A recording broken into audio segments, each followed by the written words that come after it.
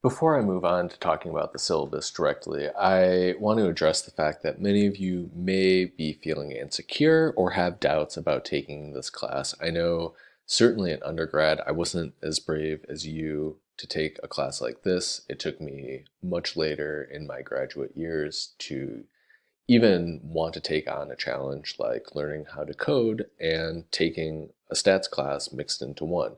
So I want to address some questions that you might have. The first of which is, what does this class have to do with something? And whatever is at the end of this sentence, this is an excellent question, and I want you to ask it often. There is no such thing as a stupid question in this class, and likely my answer in some way or form is going to boil down to the fact that what I'm talking about has to do with literacy. And what I mean by that broadly is that I really want to stress how you can use statistical analyses to replicate and understand phenomena that you see in social science research and in your everyday life with regard to politics, policy, and the world in general.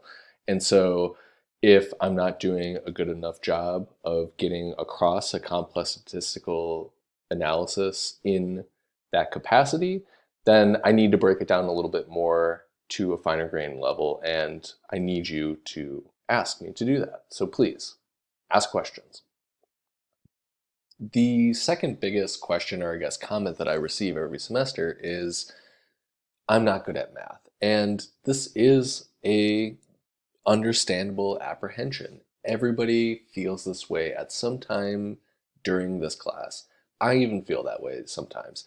And I would contend that actually, yes, you are good at math. You just don't know it, and we're going to work out a way in order for you to figure out some way that you are good at math. This isn't necessarily a math class per se. Yes, we are going to do things like add, subtract, multiply, divide, and there are going to be some weird subscripts like i's and j's, but you can do it. And the key here is that you need to be patient.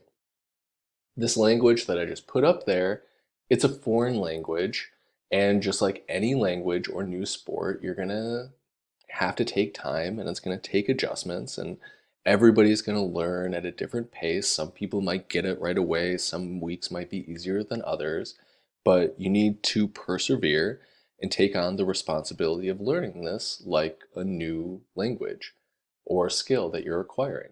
So the first thing you need to do is ask a lot of questions. The second thing is practice, practice, practice.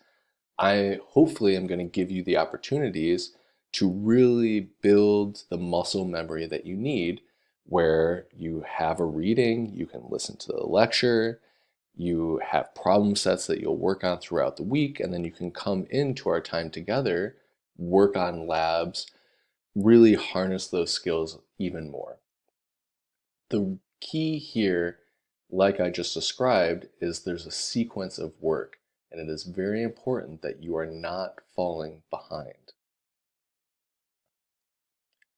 In order to not fall behind, you need to be very familiar with the syllabus. I'm going to now go over exactly what's in the syllabus and the finer details, so if you're familiar with that, you can stop listening here.